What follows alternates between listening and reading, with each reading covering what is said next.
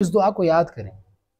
ये जैसे वुज़ू के दरमियान में पढ़ी जाती है, ऐसे ही दो सजदों के दरमियान भी, नमाज में जब हम सजदा करते हैं एक, उसके बाद उठ के बैठते हैं, उस टाइम भी ये दुआ पढ़ने से आपकी सारी मुश्किलें हल हो जाएंगी।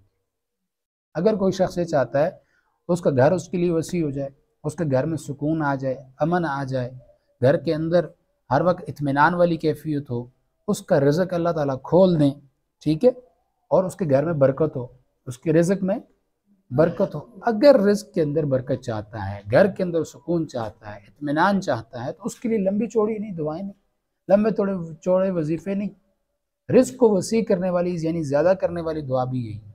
जब वो नमाज पढ़े तो नमाज में दो सजदों के दरमियान ये दुआ पढ़ ले, अल्लाहुम्मा अल्लाहुम्मा अग़फ़िरली ज़म्बी ववस्सिअली फ़ी दारी व बारिक ली फ़ी रिज़्क़ी।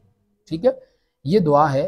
इसका मतलब क्या है? ए मेरे अल्लाह, मेरे गुनाहों को माफ़ फरमा, मेरे लिए मेरे घर में वुसअत पैदा फरमा और मेरे रिज़्क में बरकत अता फरमा।